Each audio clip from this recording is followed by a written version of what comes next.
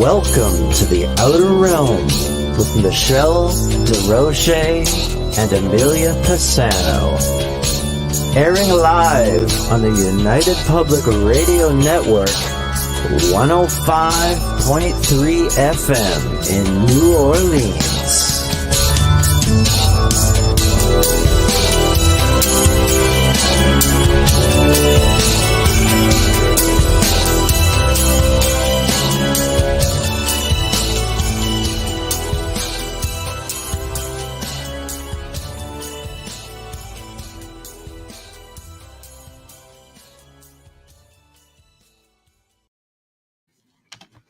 Good evening, everyone. Welcome to the Thursday night edition of The Outer Realm.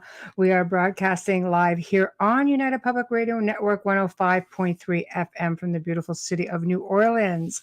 Tonight, of course, we are sponsored Folgers Coffee, and every night they are responsible for the content that you are receiving. I might have a little part, and they are basically there. They have been there since day one, and we're so grateful for them. So thank you, Folgers.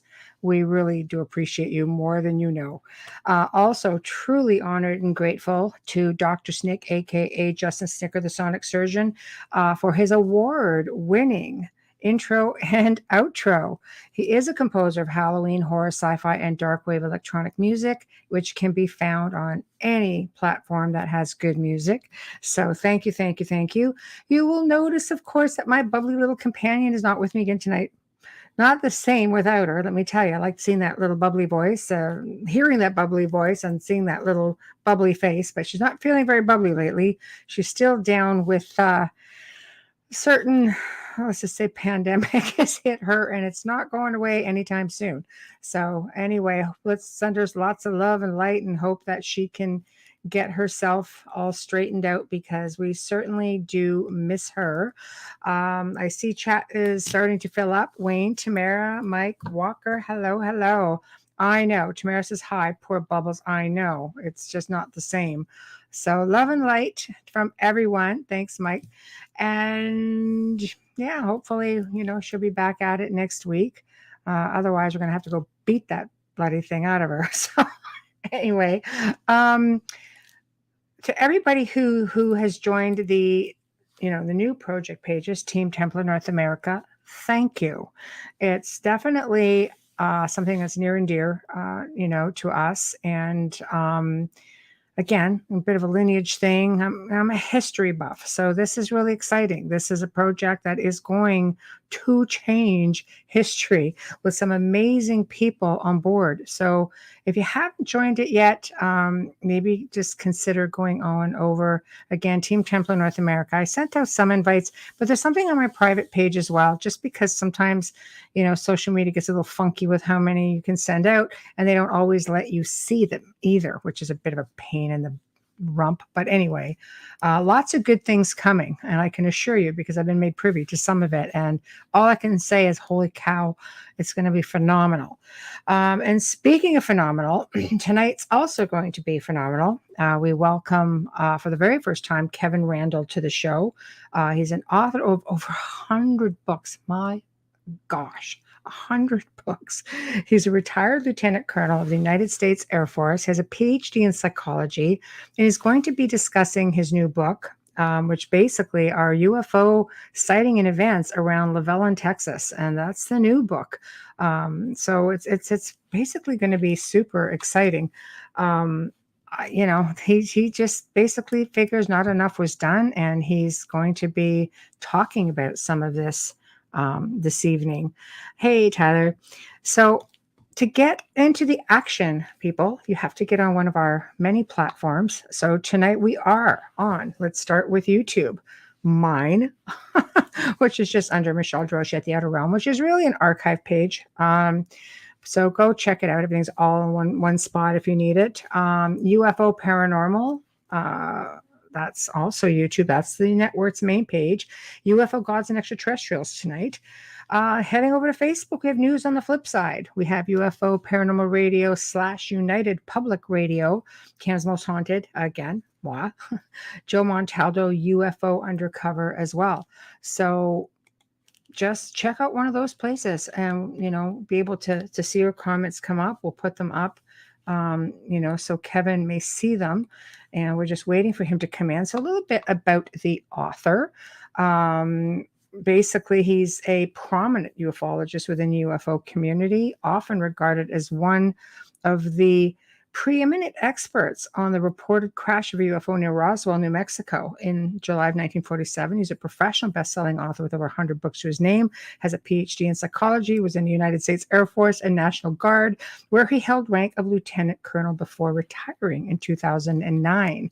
The book basically goes back on November 2nd, 1957, a series of sightings of glowing egg-shaped object was seen around the West Texas town of Levelland, USA. Multiple witnesses. Oh, and here he is. Well, we'll let him tell you himself. Hello. Hello. How are you? I'm fine, and you? I'm much better now. So, you're looking somewhat gothic. oh, thank you. The whole house is like this, actually.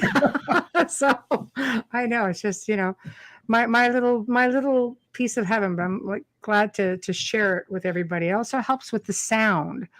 It doesn't sound like I'm in a tin box. We came from a radio station and everything just seemed to echo. So it's like, I think the house might be better. It's got 3-foot thick walls, and that's bound to get me some buffering. I would think so. Yeah, fingers crossed. So how are you? I'm fine. My Great. eyes water all the time, so be aware. Oh, that's okay. That's okay. I'm just so honored that you're here to join us. And Philip has spoken so highly of you. And 100 books. My God, I actually stopped counting at 125. Oh, well, I would say, are these all on UFOs? Is this all? No. Okay. There's a lot. There's science fiction and action adventure and historical fiction, and wow, I even did a murder mystery once. Wow. So you're just all over the place. You just got something for everyone, basically. I started out writing about UFOs, but my goal had always been to write science fiction. Right. And I hooked up with a fellow named Bob Cornett, who also had a desire to write science fiction. And we started going to science fiction conventions to meet the editors. The editors attend science fiction conventions. We thought, well, if we meet the editors and they know what we look like and who we are, they might be more inclined to buy a book. Right. And it actually worked out for us. Although what happened is we met an agent who knew of my military background and called one day and said, could you write books about the Green Berets in Vietnam? And I said, sure. If she'd called and said, can you write books about nurses in hospitals? I would have said, sure. So Bob and I started doing action adventure books about the Green Berets in Vietnam, but we were also writing science fiction on the side, and eventually sold some of those. And I had done UFO articles while I was in college to kind of pay the tuition. Right. And so I did a collection of those articles in a book called the UFO Case Book in 1989 and got invited to participate in the QFOS investigation of the Roswell case. And from there, the UFO thing kind of exploded. And I've done about 30 books on UFOs. Right. So, yeah, I think it's still something that's just never died. I think people's curiosity. Now, of course, we can talk about it more than we could talk about it back then. They weren't as open about it. But before we move on, here we go. There we go, Tyler. Hello, sir. How may I get your books? I like that. That's very proper, Tyler. Yes, thank you. Amazon, of course. There we go. So just, get over to Amazon. Kevin Randle. Good deals on the UFO books on Amazon. For if you have a Kindle reader, you can get them now. Right. Chop. Let's and go. If not, there's paperback editions or what they call trade paperback editions of most of the books, and some of them are in hardback as well. So you just have to kind of search around. Just type my name into Amazon, and everything will come up. There we go. So now we're going to get into the meat and potatoes of everything. And before we do that, I do want to take the time to thank you so much for your service. Oh, thank you. my goodness, to retire as lieutenant colonel is just like a big wow. And Well, gosh, I could have done better if I hadn't started out as an enlisted soldier. right, right. I think you did okay. You just flew on with everything. My gosh, I mean, you have a degree in psychology. Where'd you find the time to do that when you're writing 125 books and in service? Well, a lot of the books were written on a computer, so that's Right. sped things up. Right. Well, there we go. So let's get the show on the road. Where would you like to start with this journey? Obviously UFOs, you were writing this in college and this is something that just grew and you became an authority on Roswell. And were you writing anything else based on experiences before that? Or did it really start with Roswell? The action adventure books started out kind of based on my experiences in Vietnam. Right. I drew a lot of that, put in the books a lot of that information, which helped underscore the reality of the books. I mean, it was written by somebody who was there, and I could describe the places as they actually existed, not as you saw them on the news or read about them in another book. Right. The UFO stuff had always interested me, and I had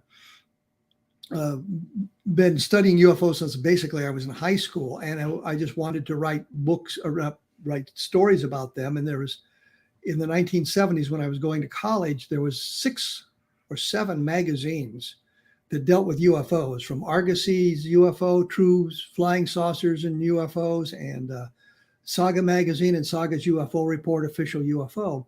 And so I could make enough money writing these articles to pay my tuition.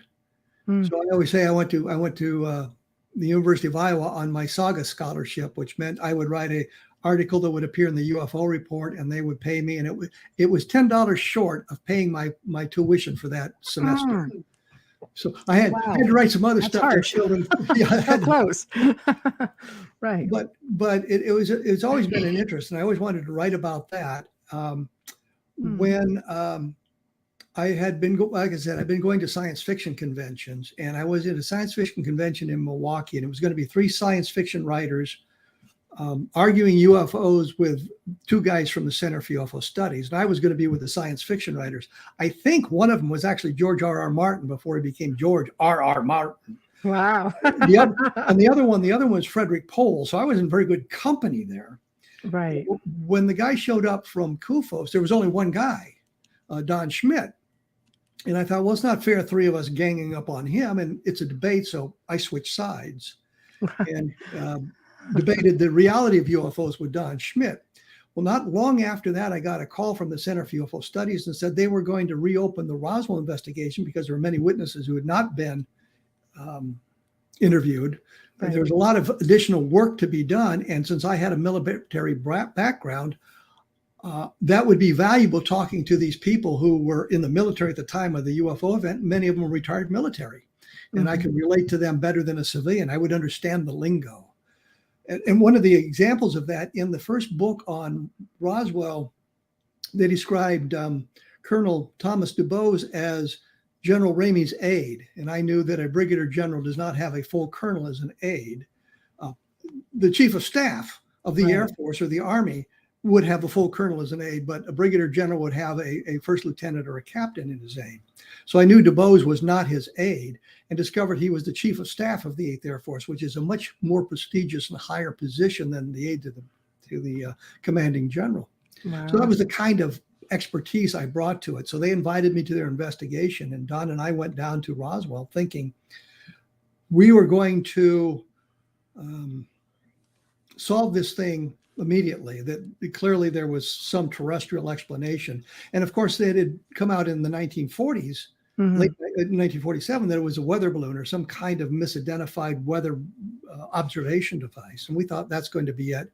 We hadn't really looked at the Roswell incident because we didn't want to contaminate our investigation with that information. We wanted to come into it clean because we knew who to talk to and that sort of thing. We spent several days down there. We talked to a number of people. Didn't go very well. We were supposed to meet Frank Joyce, who was a reporter in 1947 at one of the stations in Roswell, and had a story to tell, but he called and begged off. He was sick that that weekend we were there, and we met with a group of people who were not really UFO oriented. They were more New Age oriented. So that wasn't helpful at all. Right. We met with Cliff Stone, who said about lecturing us on UFOs. We really didn't need a lecture from Cliff Stone. Right. And we figured this is just, this is bogus. There's nothing going on. Then we met Bill Brazel, son of Mac Brazel. We sat down with him and we talked to him for an hour and 15 minutes, hour and 30 minutes. Have it all on tape, by the way. Nice. And, turned the whole thing around. So as we were going back to Albuquerque to catch our planes to come home, I said to Don, we've got to come back. We haven't gotten very far. And then in the next trip, we were able to meet with the daughters of the sheriff, George Wilcox. We were able to meet with a number of other people, Walter Hott, and we're gathering more and more information. We hadn't really changed our mind. We still thought there was going to be a terrestrial explanation, but we were talking to an awful lot of people who were directly involved. Walter Hott, of course, wrote the press release. One of the daughters, Phyllis McGuire, was actually in the sheriff's office when Mac Brazel showed up to tell him about what he had found in his field and a sample of the debris. So we're talking to people who are now directly involved. And of course, we met again with Bill Brazel, which is kind of funny. He was going to take us out and show us where the thing had crashed. We're going to go out to the actual debris field. People have said, well, you guys don't really know where it is. And I'm thinking, yeah, Bill Brazel took us out there and said, this is where I found it. Wow. So pretty sure that we were there. Right. But we're driving across country in this pickup truck. It's 8 o'clock in the morning. And Bill says to Don and me, you boys want a beer? And that's when the good stuff happens. Don is pretty much a teetotaler. And I'm thinking, well, if Bill Brazel's going to have a beer, one of us better have a beer with him. That's right. One of my favorite drinks at breakfast is warm beer. Right. But so I had a beer and he took us out there. He told us what he had seen and what had happened from that point of view. And we met a number of other people. So we had to keep scheduling trips to come down because we were gathering more and more data and we were getting more and more leads and more people to talk to. On our second trip, we met with Frank Joyce. He was feeling better and we met with him in Albuquerque and had a nice discussion with him. And I mean, he was there and received the press release from Walter Hott. For some reason, I kept on saying Bill Brazel from Walter Hott. And what was interesting is Walter apparently I think he phoned it to the news media in Roswell, the two radio stations, the two newspaper. He says sometimes he said, well, he took it around to each of the people, and other times he said he phoned it to them. And I think he phoned it because there's discrepancies between the press release that George Walsh had sent off over his wire and the press release that Frank Joyce sent out over his wire. There's discrepancies in it. So it seems to be that it's he dictated it over the phone and they were scribbling it down quickly. And so there are differences that are just really irrelevant, but there are differences. But the point simply is they put it on the wire. I mean, we're talking to guys who put it on the wire.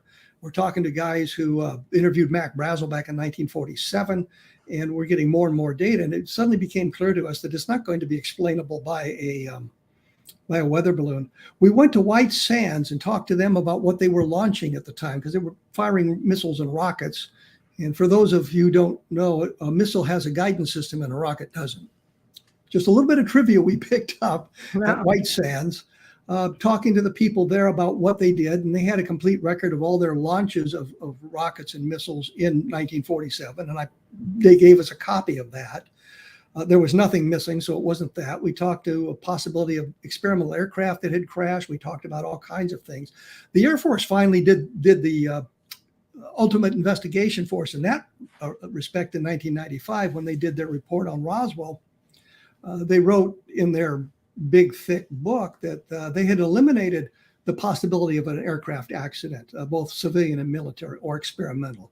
They eliminated all kinds of things, which we had already done, but they verified that. So they're left with only one thing, which was Project Mogul, this balloon array.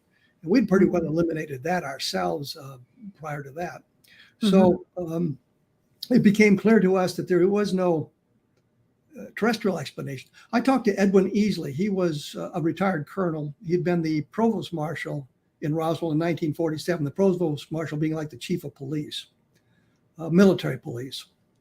And he talked to me. I don't think he ever talked to anybody else. And I think he talked to me mainly because I was calling him on the phone and asking him questions. Right. And Don wasn't bothering him. And easily had gotten a package of material from Stan Friedman and just wanted nothing to do with Stan Friedman. So wow. he was talking to me, and I asked him at one point, are we following the right path? And he says, what do you mean? I said, well, we think it's extraterrestrial. And he said, well, let me put it this way. It's not the wrong path. But he also told me repeatedly he couldn't talk about it because he was sworn to secrecy. He would tell us what he thought he could tell us without violating that oath. So I found him as a very credible witness. And I just had a book published called Understanding Roswell. And in that book, I detailed the entire senior staff in Roswell and what they were doing and who they are and what happened to them. Wow. So we talked to everybody who was still alive at the time about this. So we had come to the conclusion there really is no terrestrial explanation. In the early 1990s, the case was much more robust than it is today. And I say that because we were talking to a guy named Frank Kaufman, who was giving us what he alleged to be inside information about the case. Mm. And it was fascinating stuff. Unfortunately, he was making it all up. And so we had to eliminate that testimony, and that harmed the case because here was one of the alleged firsthand witnesses to the craft and the bodies, who didn't see the craft nor the bodies and was not involved at all. So that's hard. But the real point is we were the ones that exposed him. I mean, the skeptics and the debunkers said, well, you can't believe Frank Kaufman. And we'd say, why? Well, you just came about from, there can't be alien visitation, ergo what he's telling you has to be a lie. Mm-hmm. We actually proved it was a lie. So we were able to eliminate his testimony that way. So, the case is not as robust as it was then because of some of the witnesses we've had to eliminate. Mm-hmm. The other problem is almost everybody that I can think of who would have been there in 1947 has since died. We've lost everybody. Wow. Right. We're talking guys who would be in their 90s or older now. Mm-hmm. to talk to them, because it was 75 years ago, and you've got to figure that the people at Roswell involved in this would have been at over 20. Mm-hmm. So we're looking at 95, 96 years old. I talked to one guy who was 89. I talked to him about 10, 12 years ago, who didn't have a lot of information, but the one thing he said to me was critical. He says, well, we were told not to talk about it, just forget it ever happened. So I think it's one of these guys who and please, for those of you who do body language, I scratched my nose not because I'm lying. I scratched my nose because it itched. That's right. Same. Just so you know. Right.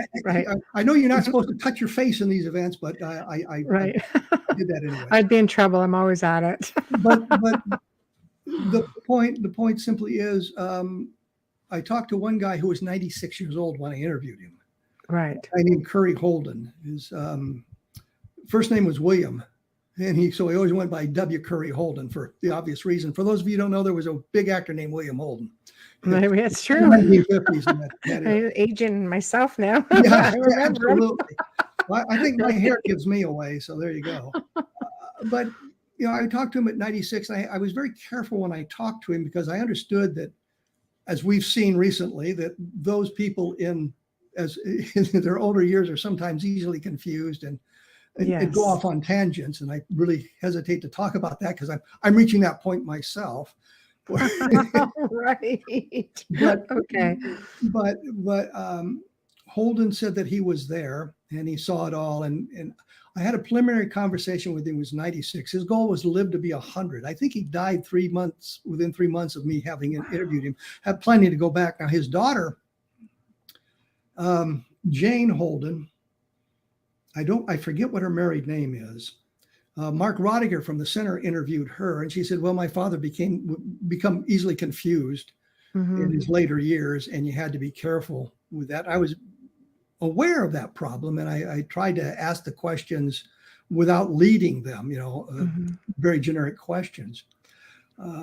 So we had to look at all that. I think that we've been careful in that, but the real point is as we got deeper into this and talked to those people, a lot of it we have on tape, audio tape, more of it we have on videotape. This was before we were doing everything digitally and had cell phones. For those of you who don't remember, you used to have to pay long distance charges. And my phone bills were ridiculous. Yeah. Calling people long distance. Now you call around the world for free practically, and you can record the conversation on your phone. And I've done that more than once. Right. Or you can talk to the people face to face. That's right. Can you use Skype? Just type Skype into your search engine and log on, and we'll talk. Like what? What's a search engine? No. Some people get very confused with that. We know what that is. Yes. But in talking to the people, one people would say, "Have you talked to Sheridan Cavett?" He went with Marcel out to the debris field with Mac Brazel that first day in Roswell. And for the longest time, I said, "No, I haven't talked to him. I haven't called him. I want to meet him in person." And they said, "Why?" And I said, "I want to watch his body language, and I want to be there so I can see his reactions." So we finally caught up with him in Arizona, right outside Fort Huachuca, which is the big Army's intelligence center. Cavett had been a counterintelligence guy at Roswell in 1947 and trained, I guess, at Hullaburg, which is on the East Coast.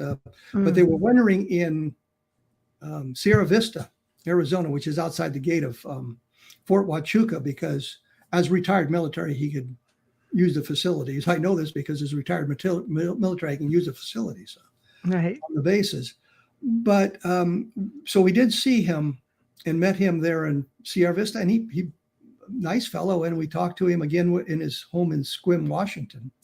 But what I'm getting at here is the reason I wanted to talk to him in person. There's only one point where that was actually valuable, and we were talking about the crash and the bodies. And I said something about the bodies, and he said he got very nervous when I brought that up, and he leaned forward, he picked the magazine up off the coffee table, he threw it back down. He says, "Bill Rickett tell you that?" Bill Rickett being the NCOIC of the counterintelligence officer, worked directly under Cavett. And I, to protect Bill Rickett, said, "No, we got it from Edwin Easley," and he relaxed immediately. And I know I'd blown the interview at that point, but I also got to watch his reaction. So we saw his nervousness as we broached the topic of the bodies in the debris field. We'd asked him before, we talked to him before about that. And he said, "Well, Jesse Marcel described the guy that went with him as a good West Texas boy, could ride a horse." And Cavett said, "Well, that pretty well describes me." And so he confirmed he wouldn't really tell us he was there. He kept beating around the bush. He told us originally that he hadn't been assigned to Roswell. Then he'd been assigned to Roswell at the time, but he hadn't made it. And then he'd been there, got there early in July of 1947. When Colonel Weaver, who was the Air Force investigator that did it in 1995, sat down with Cavett, he said, "Yeah, I was there." And he told him all this stuff. We met with Cavett a month later after this interview, and we know the details of when Weaver talked to him because it's in their big report and it gives the date and all of that information. And in fact, Mary Cavett, his wife, says, "Did you tell him about the colonel that came to see you?" And he didn't really want to tell us about the colonel that come to see him. So we were there a month later, and he still denied he'd been there, even though he had already told Weaver that he had been, and he had been involved, and he'd gone out to the debris field. And it's critical because he said, "When I got out there, I recognized it immediately as a weather balloon."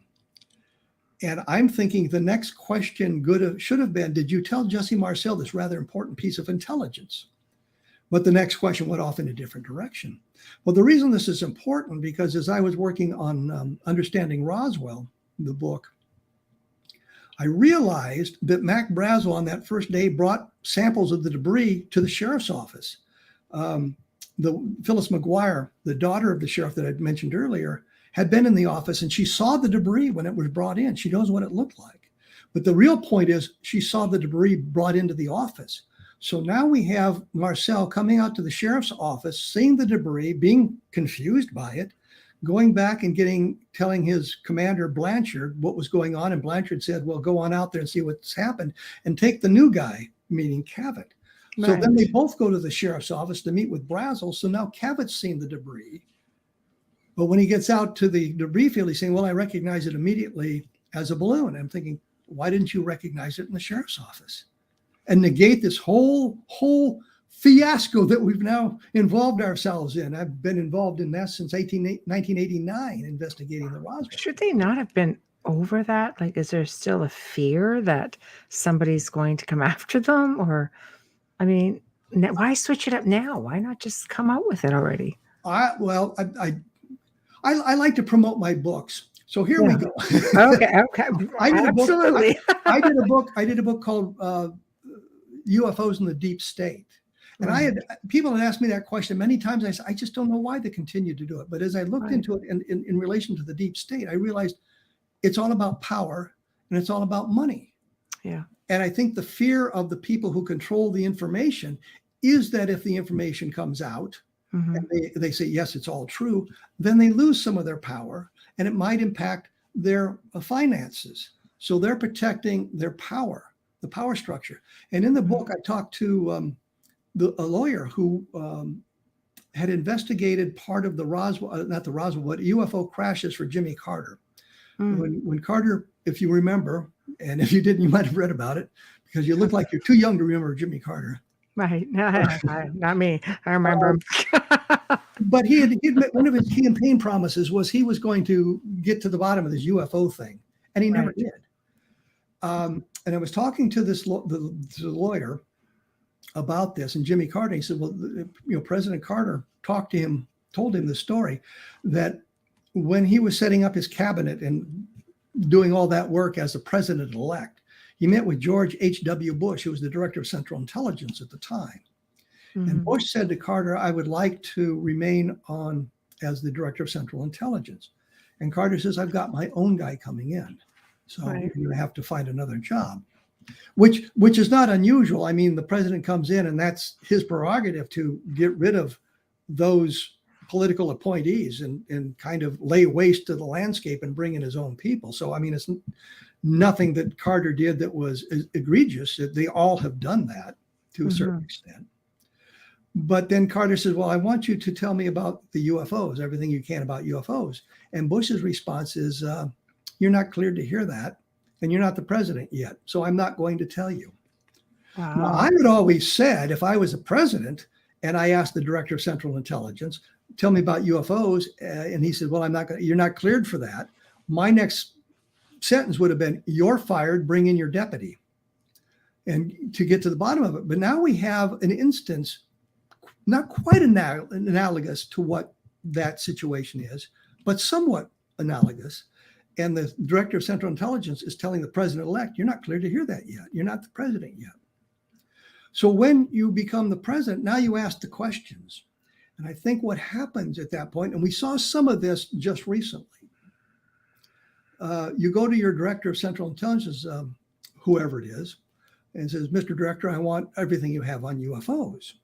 And the director of Central Intelligence, very complex question, and that information is spread out in a number of different governmental agencies. To get you a proper briefing on this, we're going to take some time and gather all that information. Somehow that information never gets gathered. Somehow there always a crisis shows up or something comes to direct the president's attention and it doesn't get done. And what I say, we've seen that. We had Congress mandating that the director of national intelligence produce a report on UFOs based on the Navy's cockpit videos and that investigation at 180 days from the passage of that legislation or the creation of that committee. 180 days was June 25th, 2021. What happened? We got a 9-page report. And I think what happened is everybody just figured nobody's going to remember this. And the news media, about 3 or 4 weeks before it came out, everybody started talking about this report coming out. And they said, "We've got to come up with something." And they came up with this report that I've always graded as a C- high school report on UFOs. And so they said, "Well, we're going to come back in 90 days with a more comprehensive report." Well, that would have been October 25th of last year. And we haven't heard anything since then. Right. and I think that we got to gather the information gambit in play. We don't have it yet. We'll get it for you. And now we find ourselves in a situation where there's any number of crises that are going to divert the president's attention, although there is absolutely no indication that President Biden has any interest in UFOs. Right. There's no indication that President Trump had any interest in UFOs, so they didn't have to worry about that. President Carter did, not Carter, but Clinton did. But I think we see the world situation has diverted attention. Mm-hmm. Congress passed their bill that says they're going to create a new office to look at UFOs and fund it and all of this stuff. And I'm thinking this is Twining 2.0. Mm-hmm. What I mean by that is back in 1947, Lieutenant General Nathan Twining was the head of the Air Materiel Command. He was a commanding officer. And when the UFO situation manifested itself after Kenneth Arnold made a big deal out of it, or the news media or whoever did, there was a report called the Estimate of the Situation. And what it was an intelligence analysis. Here's a whole bunch of inexplicable reports. And it was sent to General Twining at the Air Materiel Command because he had all the intelligence function under his direct authority there at Air Materiel Command. Not all of it, but he had a lot of it there. And so they reviewed that material. And on September 23rd, I believe it was 1947, they issued a letter signed by Twining. I think it was probably written by Colonel Howard McCoy. But at one point it says the phenomenon is nothing illusionary or fictitious. It's something real. Mm-hmm. And we're going to set up an office to investigate.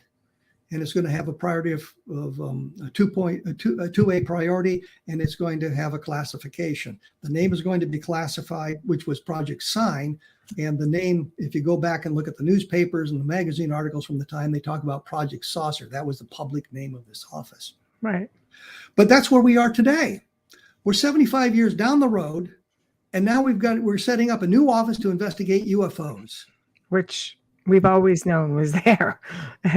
Well, I mean, it's the same thing. Right. They're not looking at the history of the phenomenon, which they should be doing. Right. There's an awful lot of good cases that should have been reviewed properly. They're going to talk about the Condon Committee, which was the University of Colorado study that was commissioned in 1967 at the University of Colorado. Mm-hmm. Right.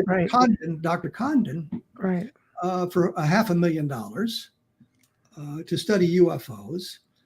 And what we know based on the documentation that's available, and a lot of this is on my blog, you just type in the Hippler letter. It's Hippler, Lieutenant Colonel Hippler, Robert Hippler. And it's the letter's laid out there, and he's writing to the Condon Committee and says, here's what we'd like you to find. There's no national security implications. The Air Force has done a good job of investigating UFOs, and there's nothing to be learned by continued study. It should be shut down. Lo and behold, 18 months later, when the Condon Committee issues their report, they say there's no national security implications, which they knew was a lie. They said the Air Force has done a good job of investigating UFOs, which they may not have known a lie. They may have known was a lie, but they believed it. And we know, because we have access to the Blue Book files, they didn't do a very good job. And nothing new could be learned except one of their reports. Mm-hmm. This always cracked me up. One of the sightings they solved by saying it was a natural phenomenon so rare it had never been seen before or since. And I'm thinking there's something of scientific significance that could be learned by studying UFOs based on your conclusion of this report. Mm-hmm. And so for the longest time, we had to put up with, well, the scientists have looked at it and there's nothing to it. Well, the scientists didn't really look at it. They did a public relations job for the Air Force. And we also know that there's many, many cases that were sent to the military that never ended up in Project Blue Book. Alan Hynek, who was a consultant to Blue Book, said repeatedly that he knew there were cases that were not going to Blue Book. He would hear things at the Blue Book office or in the intelligence arena there at Wright-Patterson Air Force Base, and he knew there were cases coming in, and they didn't go anywhere. And we had an example of that with the Lonnie Zamora case in 1964, April 24th, which is coming up in 3 days, anniversary of the Lonnie Zamora landing. There was another case in La Madera, which is, I think, around Santa Fe, New Mexico. It's up the interstate a ways from Socorro. It's not that far away, but it was the next night or something like that with a landing and landing traces. Hynek wanted to go investigate that. And they said, no, you're just there to do Socorro, come home. There's another case that's getting publicity, and he's not allowed to go take a look at it. Right. So we know that kind of stuff went on. Yes, there's a blue book file on that case, but it's not very comprehensive. And they said they solved it because it was teenage boys burning rags in the distance. Right. One of the more ludicrous things. But I mean, so the point is, the reason we don't know more is, I believe it has to do with the power structure in Washington, D.C. And if you look at who goes from administration to administration, the upper level bureaucrats, not the secretaries of defense or the secretary of state, but the upper level bureaucrats who are there from administration to administration to administration, are controlling a lot of this information, and it helps them retain their power by knowing this. And if they admit that there's alien spacecraft coming to Earth, that tells us that there's a technology that is far superior to ours. And we know, based on Earth history, anytime a technologically superior civilization comes in contact with a more primitive technological society, that more primitive society ceases to exist by the mere introduction of the technology. Right. And we can look at with the Plains Indians. A clay pot is not nearly as good a cooking vessel as a steel pot, Right. or an iron pot. Mm-hmm. But the Plains Indians didn't have the technology to create iron. So they had to rely on our technology, the European technology, the American technology, to supply those things to them that they needed. Yes, there were tribes on the East Coast that were much more technologically advanced than those on the plains.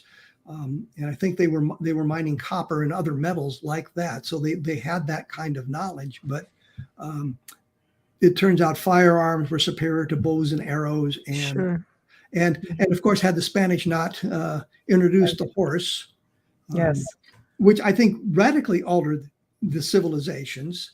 absolutely. The introduction of the horse made many of the tribes much more nomadic. Mm-hmm. So we can see that. I think that lesson is not lost on those in the power structure. So they want to retain that power. So that's why we don't have the answers, and why I don't think disclosure is coming, much to Richard Dolan's probably annoyance.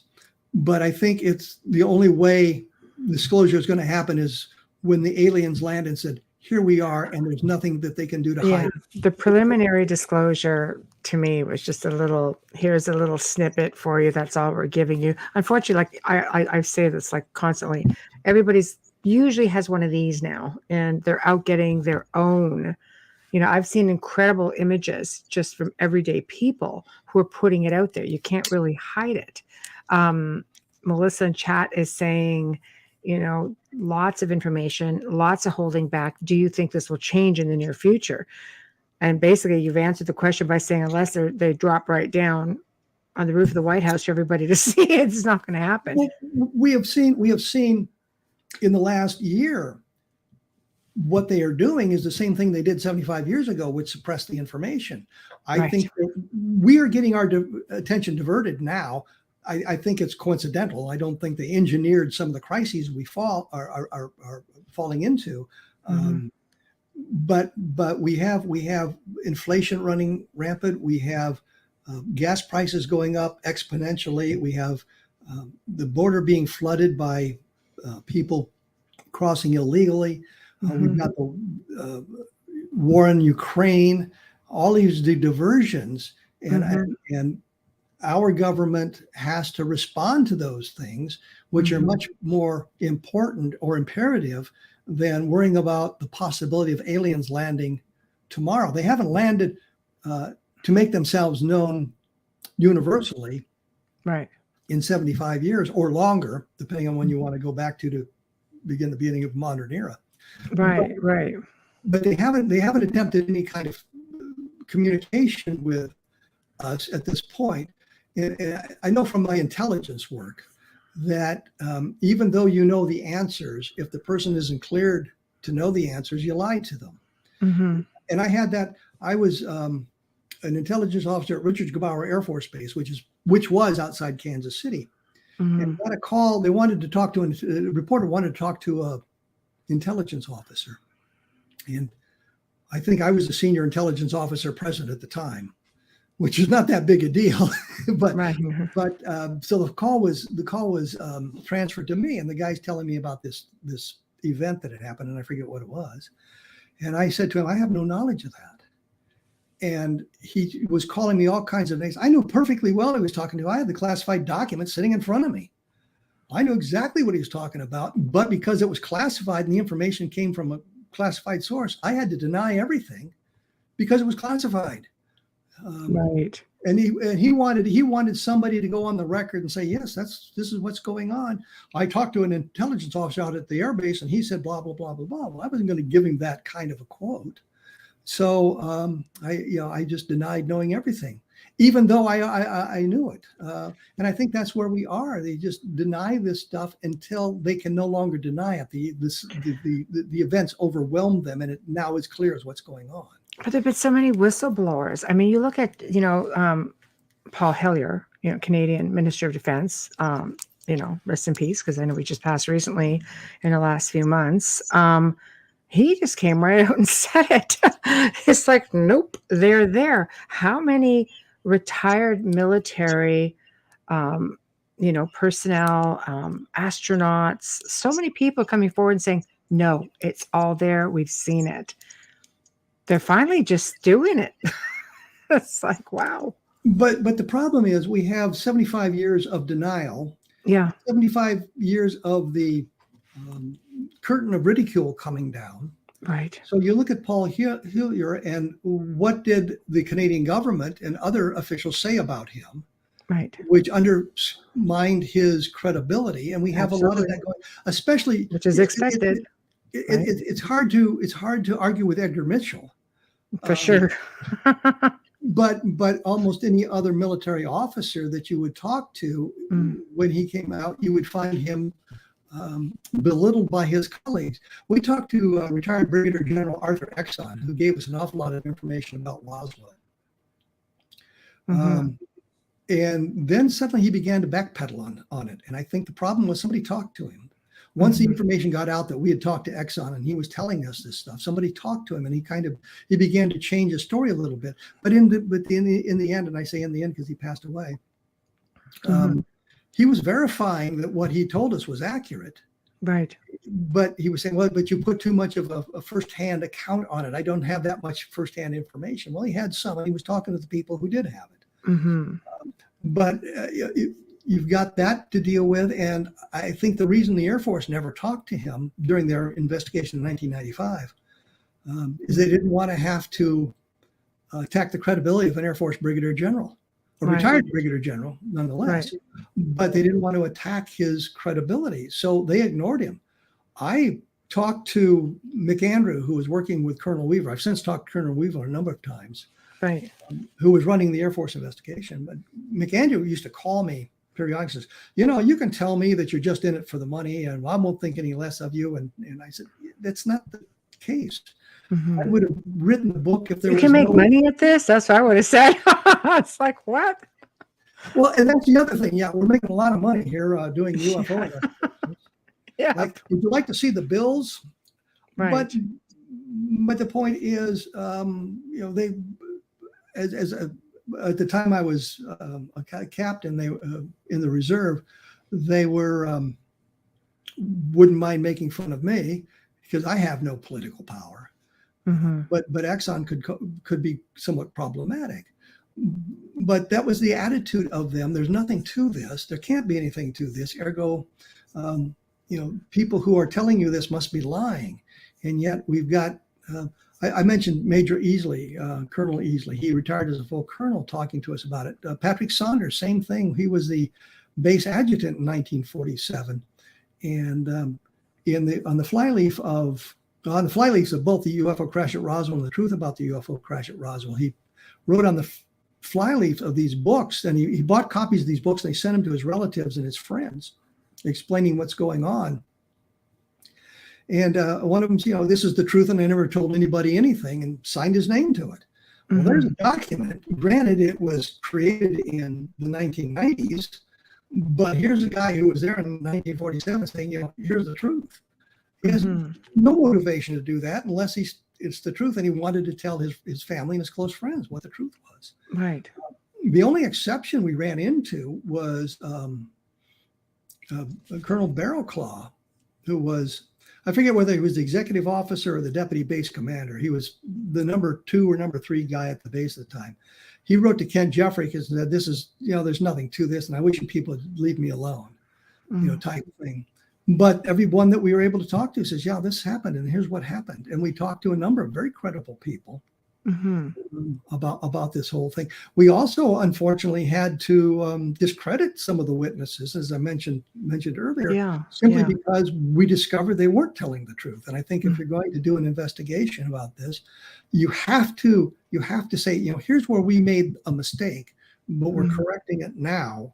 Right. This guy's information cannot be trusted, so we're not going to be using it anymore. So, in your opinion, with finding extraterrestrials in Roswell, because there's a lot of naysayers and no, it's a hoax. In your opinion, with your own investigation, were there real extraterrestrials there? I believe so. I'm not as positive as I used to be because some of the witnesses have folded, but I cannot see anything else.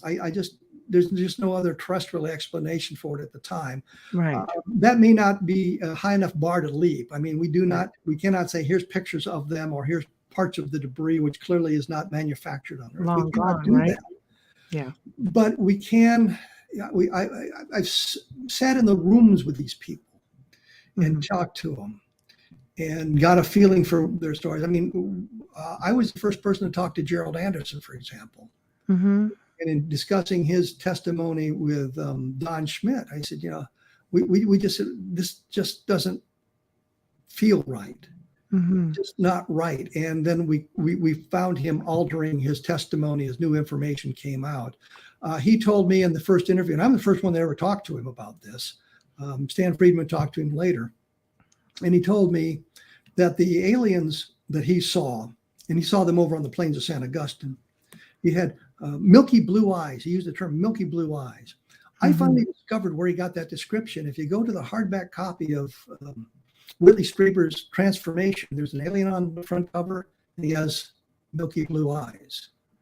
And so that's where he picked that up. Once he learned that everybody else is describing the eyes as very dark, he changed it to dark eyes. And they said, well, he said murky blue, and you misunderstood him. I said, would you like to hear the tape? That kind of thing. So, we ran in that kind of thing, but there were people that we talked to in the beginning, such as Anderson, that we just didn't get a good vibe from. There were people we talked to that we got a good vibe from who weren't telling us the truth.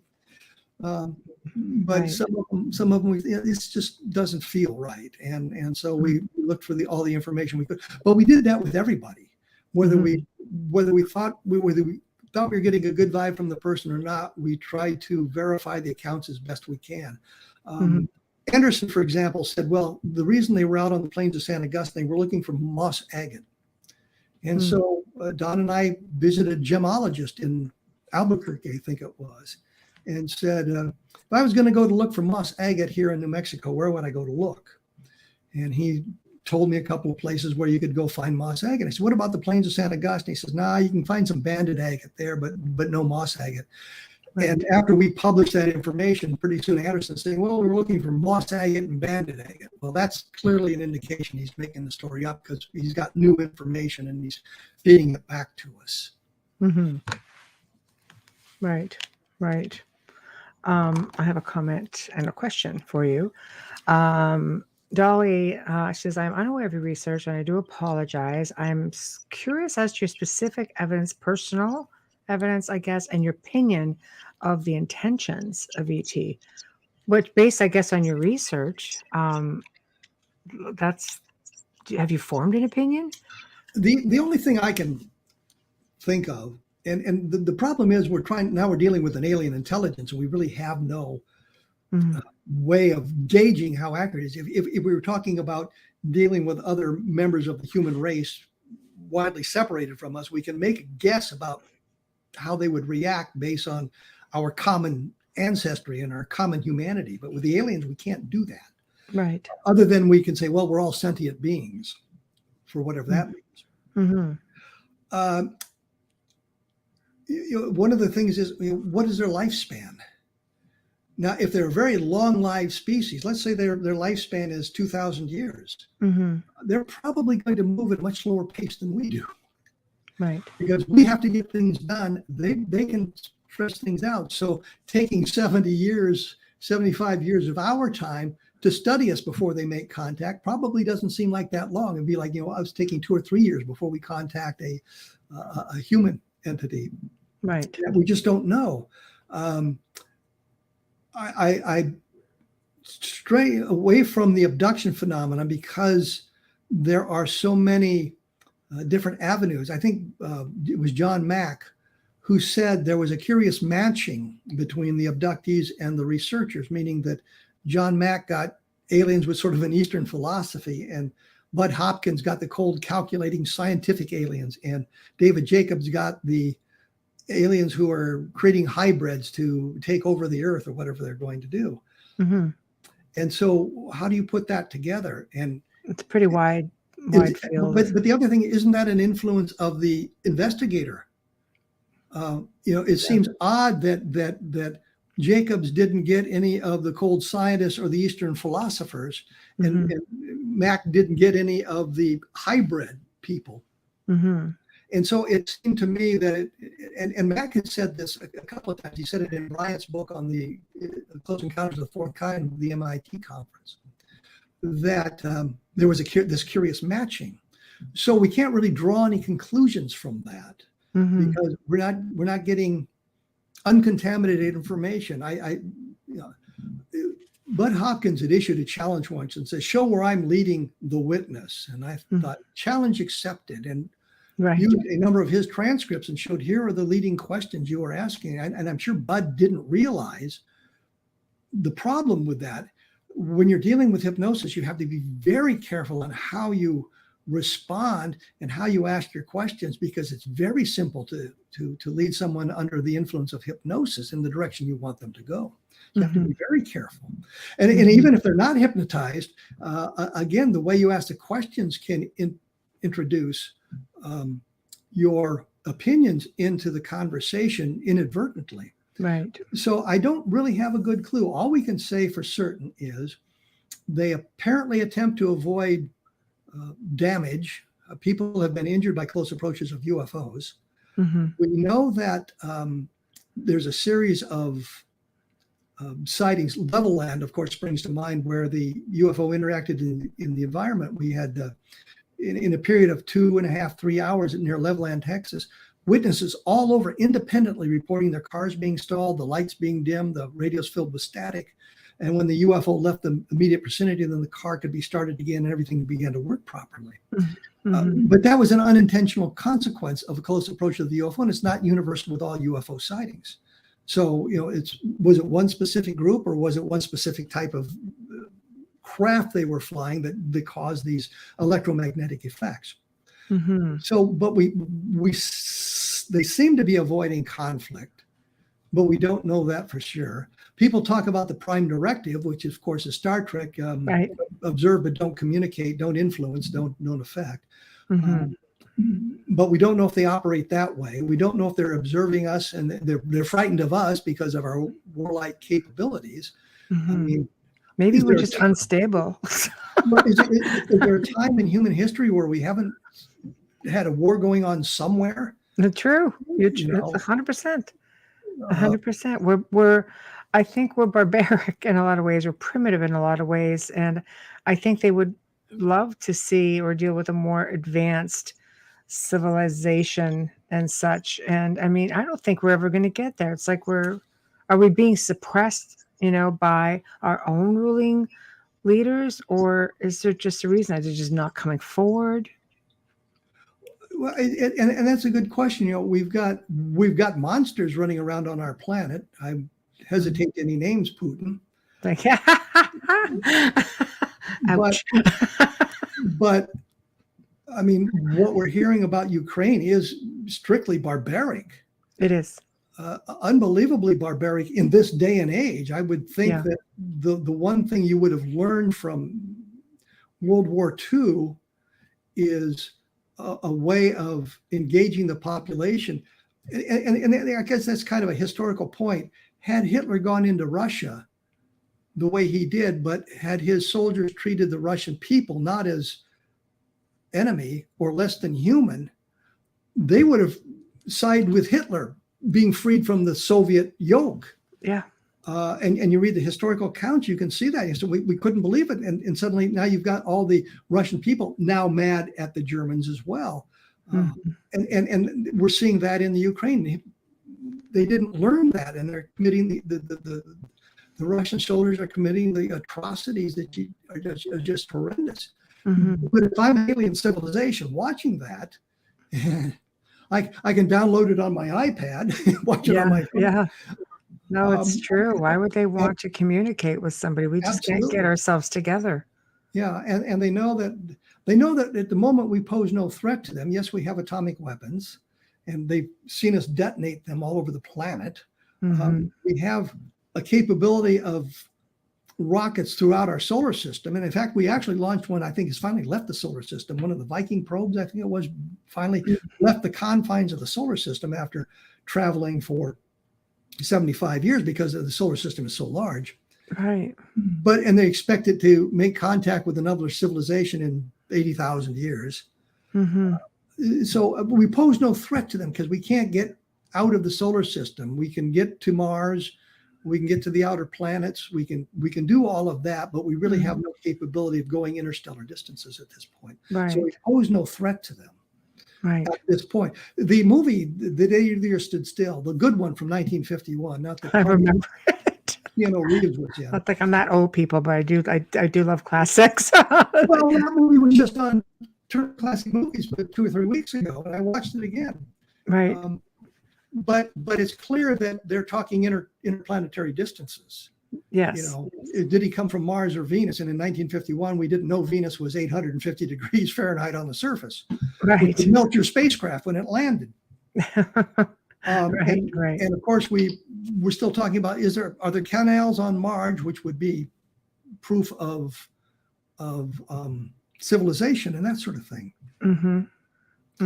So yeah. But the point is they were talking about interplanetary distances, and that posed a threat to these other civilizations in our solar system. We pose no threat to a civilization that is on a planet in another star system. And what star system would that be? Proxima Centauri is the closest star at 4.1 light years. It's part of a triple star system: Alpha Centauri, Beta Centauri, and Proxima Centauri. Earth-like planets or sun-like stars, I think we have to move out to 8 or 9 light years before we get to anything like that, and we just have no capability of traveling those distances. No, I agree. I agree with you. I wouldn't want to communicate with us either. I mean, like, what the hell are you guys doing down there? You're just like a bunch of kids out at recess causing all sort of havoc, Kelly Crawford says, I guess within your research, what about all this cow stuff? Is that ETs or government? Have you come across that in your research, Kevin? Oh, absolutely. At one point, I was a member of APRO, which is now defunct because the Lorenzens passed away. Again, Bob Cornett and I were doing UFO research, and he joined NICAP and I joined APRO. So we could share the newsletters and we wouldn't have to be members of both organizations. Saving a buck here because we were college students. But Jim Lorenzen called me one day and he said, there's these cattle mutilations going up in Minnesota. You want to go take a look at it? And so I called Bob and we talked about it, and we said, sure, we'll go take a look at it. At the time, they were talking about it being a satanic cult of some kind. So we went fairly well armed. Before we're ready for you to look at it. But we got up there and looked at the evidence. They were talking about, well, there's all these circles of melted in the snow that look like landing places for UFOs.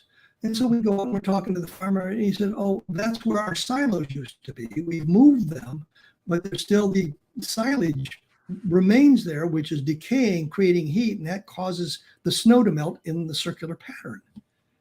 And he said, well, there was landing traces on this lake out here. And he said, no, I was chopping holes in the ice to get water for the cattle.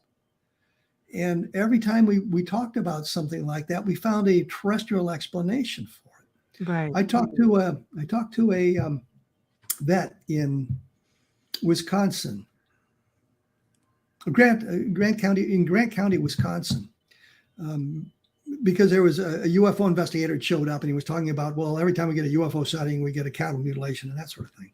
So I was up there talking to the vet about that, and he said, yeah, I think the farmer did it for the insurance money.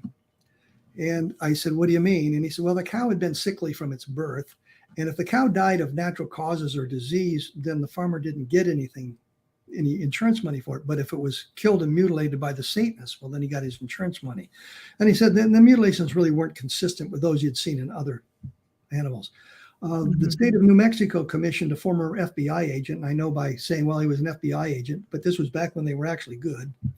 And he had the FBI agent had no dog in the fight. I mean, he didn't care what the explanation was. He was looking for the explanation, following the evidence. The name was Ken Rommel, did a report for the state of New Mexico, and found that in the instances that he investigated, the mutilations were the kind you'd expect from predators and scavengers.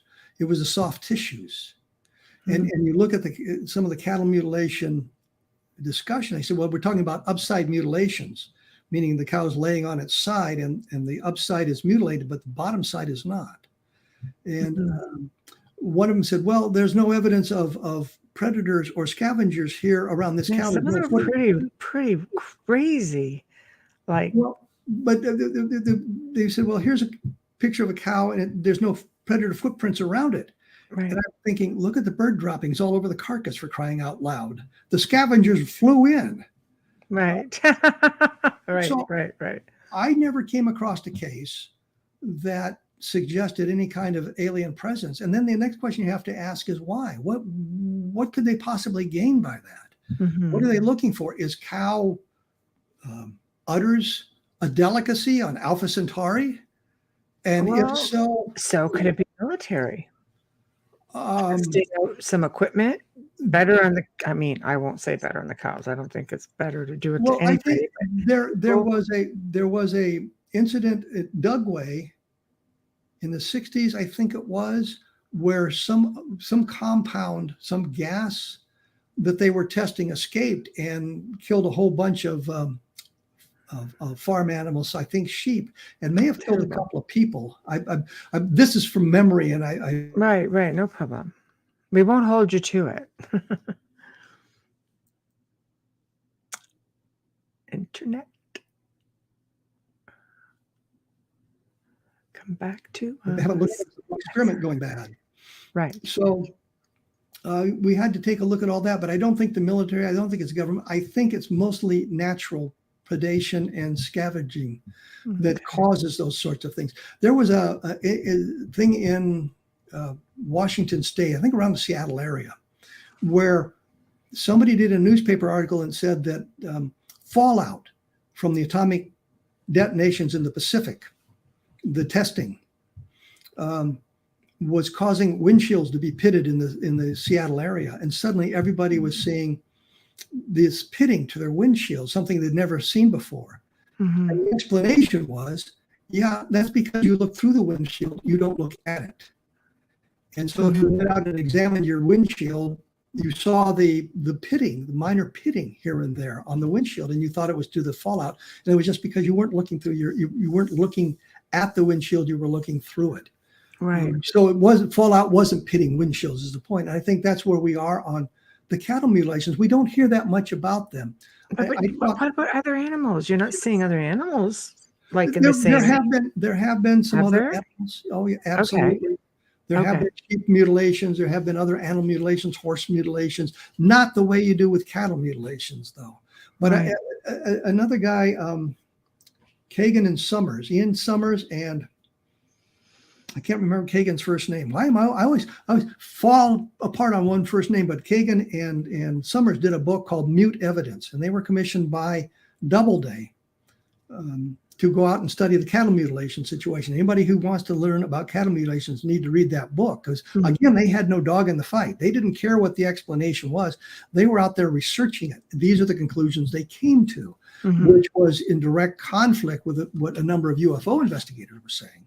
Right. They said, yeah, what the vets tell them, what some of the police agencies tell them, what some of the ranchers tell them, this is not anything unusual. So you take a look at all that documentation, and I've looked at all that documentation. I've got a copy of the Randle report, which he actually sent to me, which I thought was kind of funny. I got a copy of Mute Evidence, and then I got a call from a publisher one day wanting to know if they should republish Mute Evidence. And I said, absolutely. This is a wonderful book. You need to get that book out there again. I got a nice note from either Kagan or Summers thanking me for my recommendation. But I thought it was a book that if you're going to study cattle mutilations, you have to read this book. Right. And you have to read it with an open mind. You can't say, well, these guys were government agents or whatever. They were paid by a publisher to investigate the cattle mutilations. And clearly the publisher didn't care which way it went. They just wanted the explanation for what was going on. Right. So that's kind of where we are on that. So yeah, so it's there's no agenda. It's just black and white. This is what our findings are. We were asked to do it. Okay. And there's a nice chapter with Leo Sprinkle in there talking about his experiences, and there's Carl Flock has made an appearance in the book, and but it's an interesting read. And if you're going to study cattle mutilations, you want to know what's going on, you need to read those two documents as well as the other things suggesting that the extraterrestrials are involved in cattle mutilations. There we go. There's a very detailed answer for you, Kelly. I'm going to take one little moment because I have to do a station ID. So you are listening to The Outer Realm with myself and Amelia Pisano, minus Amelia Pisano tonight, who's under the weather. Tonight we are joined by Kevin Randle. We're discussing all kinds of fun stuff like Roswell, cattle mutilations. Levelland is going to be coming up very shortly, his new book. So for those tuning in, we hope you're having a good time. The chat room is lighting up. A lot of fantastic people. Kathleen Ann Ball, Kelly, Dolly, Lisa, Marisol, Michelle Millens. We've got Joseph. We've got, oh my God, we're really going up there. Doreen, Zach Man, hello, Tyler, all kinds of people. This is fantastic. So also Wayne Murphy, Team Templar, North America. Hello, hello. Mike Walker. Fantastic. So tonight we are fully sponsored by Folgers Coffee, who have been with us since day one. Thank you, Folgers. We love you and we so appreciate you taking care of us forever and ever. So just little, keep going. We love you.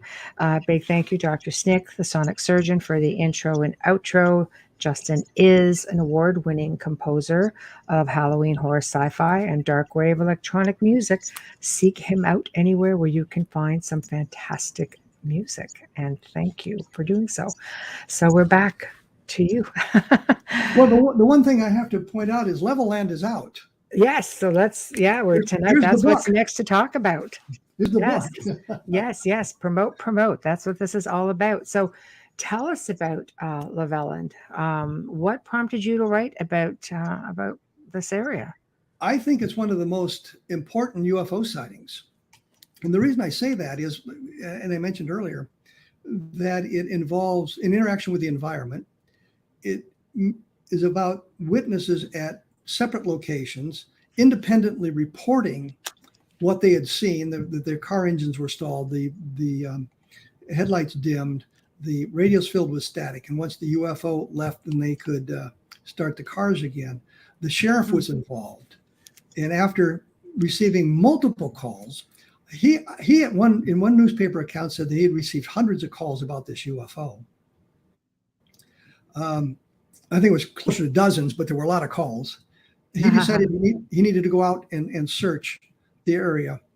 I don't want to say look for himself, because it sounds like he got lost and went out looking for himself. But he was in what I call a mini convoy. He had one of the sheriff's cars with a deputy in the car with him. Behind him was the Texas Department of Public Safety. I think that's what they called it in 1957. I think that's right, which is basically the Texas State Police. And behind that car was a car with Air Force officers in it, which hasn't come out until just now. And the sheriff is quoted in the Air Force report on it as seeing an object in the distance, not an object, but a streak of light in the distance for a couple of seconds. In newspaper accounts before the Air Force investigation and afterwards, the sheriff, whose name was Weir Clem, and I hate that name. I wanted something like Jack Armstrong, some good, solid name, as opposed to something sort of regional. But he told reporters that he'd seen an object, a football-shaped or oval-shaped object. When he talked to the Air Force investigator, he talked about a streak of light in the distance, and I think that was kind of coach testimony, probably done by the FBI. And then later on, he was interviewed by a fellow named Don Berliner. And again, in the 1970s, after he'd retired from the sheriff's office, talked about the shape of the object and being much closer to it than the Air Force report suggests. Now, what's interesting about this is another fellow, Don Burlinson, and there's a lot of Dons in this story. And if I really worked at it, I could bring in Don Schmidt and Don Kehoe and have. Yeah, you have to help us keep up. But Don Burlinson talked to the widow of the sheriff around the turn of the century, I think in 2000. And between what she said and what the sheriff's daughter said, he did get much closer. And there may have been landing traces that were not researched properly. The sheriff went out to I think it was a ranch north of town, north of Levelland, where the rancher had found a circular burned area. And of course, the rancher had since passed away, and Burlinson couldn't talk to them, but he talked to the daughter who went with her father out to see the burned area. So we have a firsthand witness about that. So it brings another dimension to the case. But the real point is that Burlinson talked to the guy who'd been the mechanic in the sheriff's office in 1957 and told Burlinson that the day after these events in Levelland, the sheriff came in and wanted his car checked out. The only reason I can think of is the sheriff wanting his car checked out the day after this event was because his car was stalled, and they're looking for an explanation. None of that had come out. It always, when we reported on Levelland, and I'm as guilty as everybody else on that point, we looked at the Air Force account. We looked at some of the newspaper accounts. We didn't go into depth in the investigation. And it's only all these years later that we began to look at it. But we have all these witnesses. Now, the Air Force in the documentation says they don't want to respond to Don Kehoe, who was the NICAP director at the time, wanted to see what NICAP had to say about the sighting because it's easier to respond to it than put out their press release prior to that. And if Kehoe was talking about 9 witnesses to the craft, and the Air Force came out and said, no, there were only 3 witnesses. And what the Air Force managed to do was divert the conversation from what happened to the number of witnesses. And looking at the Air Force file, I think I picked out witnesses at 13 separate locations that the Air Force was aware of. But if the Air Force didn't interview the witness, then it didn't count. So they just ignored that. But there's information in the Project Blue Book files of at least 5 witnesses to the craft. And that sort of thing. We also know the Air Force said, well, the sightings were very short-lived, just seconds and some red thing in the distance. I think one of the witnesses talked about having his car stalled, and he got out to walk toward the craft. Well, he sat in the car for a while. He got outside and looked at his car. He was there for 15 minutes before the craft left. So he got a good look at it. Others talked about minutes, 5 minutes, 10 minutes being around there. And as I said, the sheriff talked about literally dozens of people calling about this thing that had been transpiring in the Levelland area, this glowing red object, which is, I have on the book this bright, it's really kind of a bright orange object, which is a good representation of what most people saw. Talking about that object being close at hand, getting close to them and installing their cars, or at least seeing it in the distance. But the important point really is we've got multiple witnesses, multiple chains of evidence, which is something that we always should look at. We have the eyewitness testimony. Well, that's one chain of evidence. It may not be the best chain of evidence, and we know that eyewitness testimony is often flawed and can be problematic, but it also can be very good. and very Mhm. important. You can't just reject it because, well, we don't want to believe the eyewitnesses. We Right. have the interaction with the environment, installing the car engines. We have the burn area, which if anybody had bothered to go out there and research that properly and gathered samples, we might have a whole different conversation right now. Right. So we have all of that going on in Levelland, plus the witnesses calling the sheriff to talk about it. The Air Force eventually decided that what they saw was ball lightning. In 1957, Ball lightning. All in right. 1957, scientists were arguing about the reality of ball lightning. We're Oh, using a wow. phenomenon to discuss the solution to another phenomenon. Right. But the thing is, if you accept ball lightning as being a real phenomenon, and many scientists now do, but some still don't, Right. you're talking about something that is very small, 18 Mhm. inches to 24 inches in diameter, a foot and a half to 2 feet, and very short-lived, a matter of seconds. And it doesn't manifest itself all over an area for 2.5 to 3 hours. No. But the Air Force explanation is still ball lightning. And I would be embarrassed if I was an Air Force officer. I was gonna say, like, don't they hold any regard for credibility? Like, In 1957, the whole point was to explain the flying saucers. They right. didn't care if the explanation made sense, just Right. so long as they had one. Come up with something, anything. Right. Let's throw a bunch of explanations at the wall and see which one sticks. So Right. what I find incredible is, okay, in 1957, I can sort of see them accepting that as the explanation. But when we get to the closing of Blue Book in 1969, that explanation should have been eliminated. They could come up with something else. The guy that investigated, he was a mid-ranking NCO named Norman Barth. Came down from Colorado Springs. I'm thinking, you got an Air Force base 15 minutes away from Levelland. They bring a guy from Colorado Springs down to investigate it. He spends 7 hours in Levelland talking to people, and we don't know what he did for the whole 7 hours because there was a period of time where he just disappeared. No. Lunch or something. No. We know that Air Force officers were involved in the sightings because they were with the sheriff.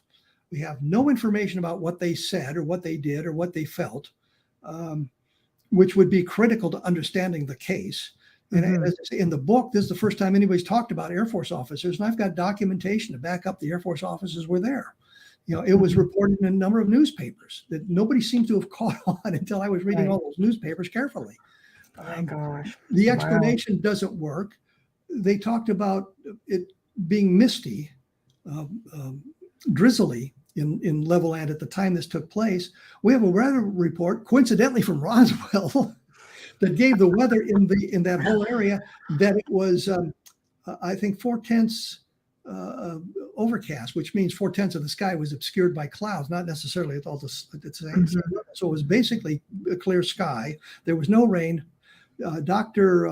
James McDonald had gone through the weather records from that time frame and said, yeah, there had been rain in the area in the morning, but that front had passed by and it had all cleared out by the time you get to the Levelland sightings.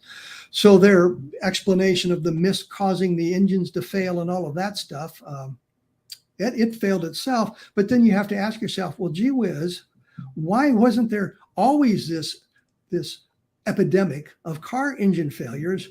It was raining in the air. Exactly. Night. Hynek actually said, I think it's one of the documents in the Blue Book files, actually said, well, the first witness to report this to the sheriff, Pedro Sacido, his car had been repaired the day before, and there was a piece of metal in the distributor, which may have caused the engine to short out. And you have to ask yourself, well, how come it shorted out when this object was in view in front of them? And once it left, he could start his car again. That's right. And all those little obvious points that you've got, and then you've got other people talking about this. And Hynek says, well, a second car would be coincidence, but by the time you get to the third car, you've pretty well moved beyond the realm of coincidence. You've got some kind of as they said in Goldfinger, once is happenstance, twice is coincidence, third time is enemy action. So by the time you get to the third point, you're saying, well, maybe this is enemy action now. Exactly. Right. So do you think that they really did go and examine the burn marks? They just didn't make that public or didn't talk about it? I mean, how do you not with something like that? How do you just let that go? Well, my question is, why wouldn't Barth have interviewed the Air Force personnel who were with the sheriff? Yeah. And had their car stalled, because if the sheriff's car stalled, then their car stalled, because they all That's got right. close enough. And even if their car didn't stall because they didn't get quite close enough, they were with the sheriff and they knew his car had stalled. So the question becomes, where are their reports? Mhm. There is newspaper articles the next day that the provost marshal at Reese Air Force Base was with the sheriff, and they went out and looked at some of the landing areas for burn marks and allegedly didn't find anything. But there were civilian investigators in the area. NICAP had an investigator, and his name escapes me, in the area, and he may well have gone out there, but there's nothing in the NICAP files to talk about that either. So I don't know why we didn't get that information. But we have the same problem with Socorro, where we've got the landing cases with Lonnie Zamora, and there are things that could have been done that weren't. You have to say, well, why weren't they? This would make perfect investigative sense to do this. Mm-hmm. But an EMP doesn't really explain it, because these cars weren't electronic in the sense of the cars today. If there was an EMP, it would knock out your car and you wouldn't be restarting it. But the other thing is, once the field was removed, you were able to start the car. Mm-hmm. And so that suggests that it was suppressing it in some fashion. Now we know, based on, and in the book I go into the electromagnetic effects and how we know it's electromagnetic and that sort of thing. Mm-hmm. So we know that a strong enough magnetic field could suppress the car engines. And the conduct committee said, well, we're not going to look at this because we can think of no mechanism. Once you remove that field, the car would spontaneous start. Mark Rodiker at the Center for UFO Studies had done a survey of 485, I think, instances of vehicle interference. Mm-hmm. And if you go through that carefully, because I did, you realize that very few cases does the witness say the car restarted spontaneously. They say, well, the car operated properly, or the driver took some action and he could start the car again. So it's not a spontaneous thing. The car had to restart. The lights would come back on. Right. Although there was one case in near Amarillo that took place a couple of hours before the events in Levelland, and Amarillo is not that far from Levelland, all both in the Texas Panhandle area, mm-hmm. where a couple's car was stalled by a UFO and they couldn't get it started, and the battery had been destroyed in some fashion. They had the car towed into Amarillo. Now, mm-hmm. what annoys me about this, and this kind of gets to your question as well, they reported it to the police. They went to the Amarillo police and said, where do you report a UFO sighting? And the police didn't bother writing down the names. I can give you a description of what the couple looked like. They were young. They were in their 20s. He was about 6 feet tall. She was a little shorter. They were wearing red coats. There's a lot of information, but nobody bothered to write down the names. That there's dynamite police work for you. But it did destroy the battery. So, we've got that information, but we do have a great deal of information about the car engines being stalled. And it's not just Levelland and this one area. 2 days later, I think on November 4th, a group of cars near El Grande, New Mexico were stalled. The close approach of an egg-shaped object. A fellow named James Stokes talked about it. He also had a light sunburn-like effect. You remember Close Encounters of the Third Kind with Richard Dreyfuss and half his face? Yes. Richard Stokes had the same thing, not to the extent that Dreyfuss did. And mm-hmm. the sunburn faded away in a matter of hours. But Cor Lorenzen, Jim Lorenzen, and mm-hmm. Terry Clark, who was a radio news director in Alamogordo, saw all of this, but those cars were stalled. So we had a rash of car stallings around the desert Southwest at that time, and in other areas of the United States. And as I said, Rodiker looked for specifically vehicle interference. When I did the Levelland book, I brought in other aspects of it, like radio stations being knocked off the air, blackouts in cities, animal reaction to close approach of UFOs. And mm-hmm. I think that's well documented in the UFO literature, that sometimes the animals react to it.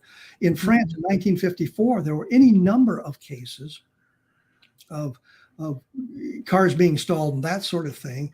And in 1954, there were also a lot of reports of the witnesses being paralyzed by whatever's going on. They were unable to move and that sort of thing.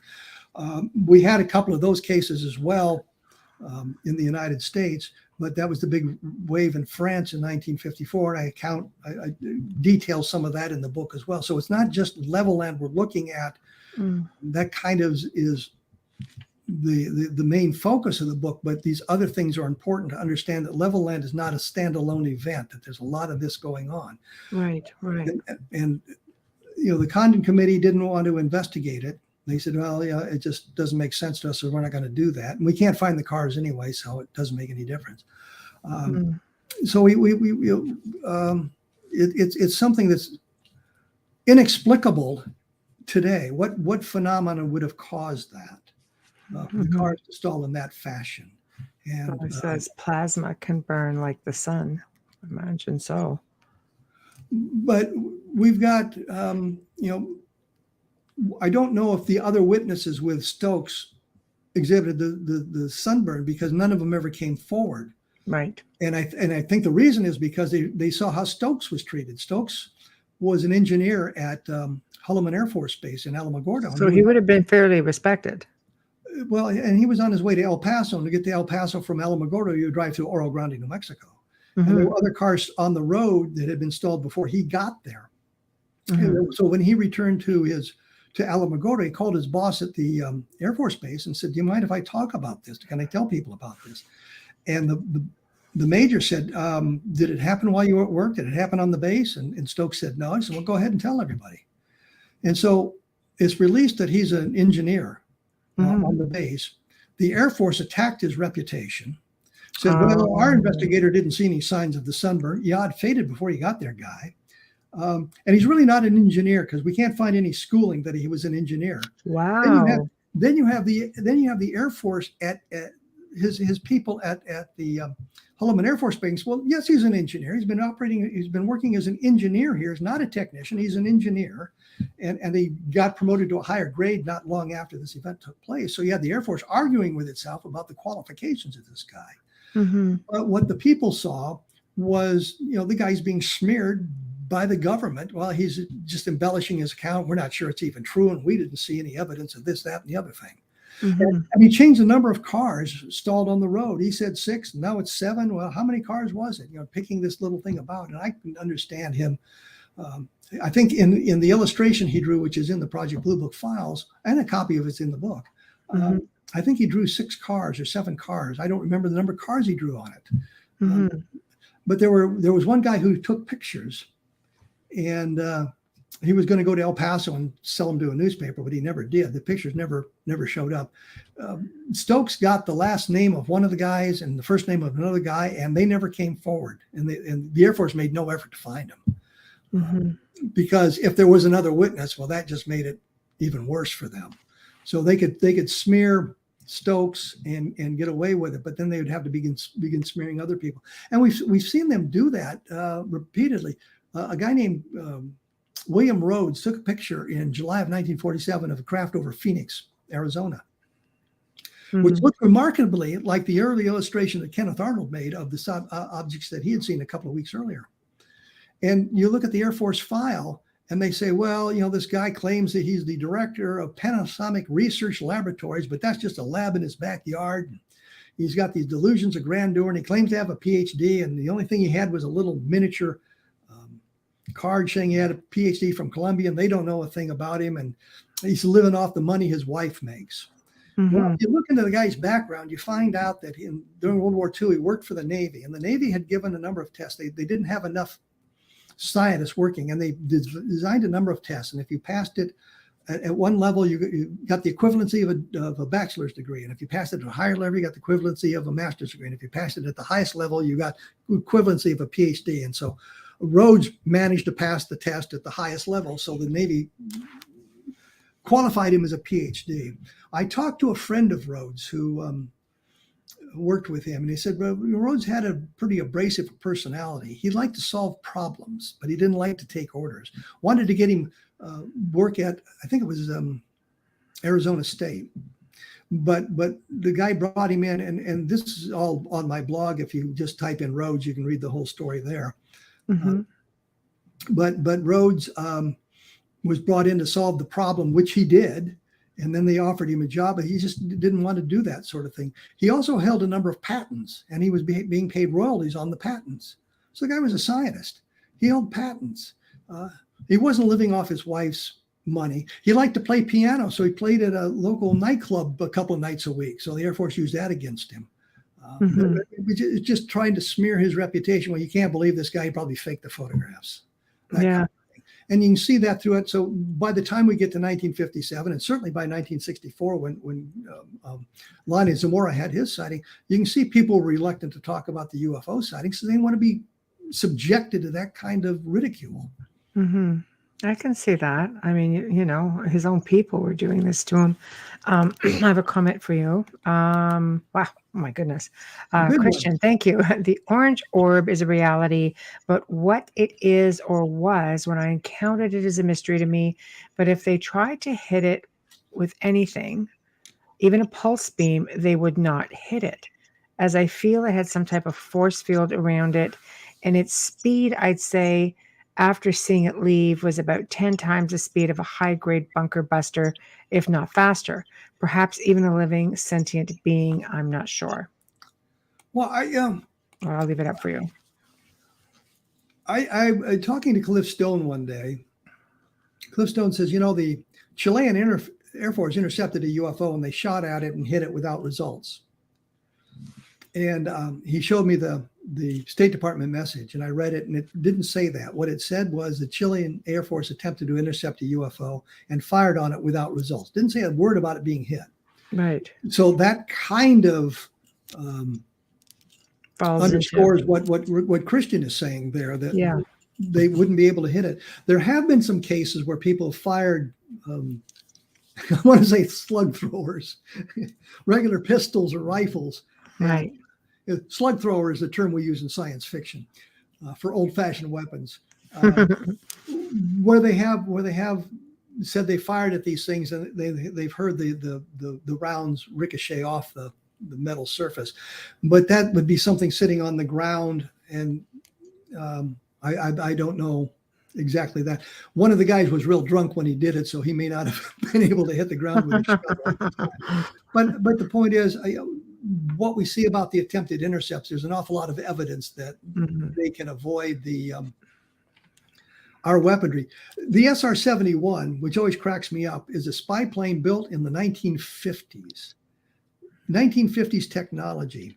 And the gag was that if a Soviet intercepted the SR-71 in a tail pursuit and fired a missile at it, the SR-71 was fast enough to outrun the missile. And that's 1950s technology. Man. And we still don't know what the top end of the SR-71 is. And I understand they're developing an SR-72, which would be just like something out of science fiction, I'm sure. I think in 1950s, the SR-71 was something out of science fiction. Yeah, no, absolutely.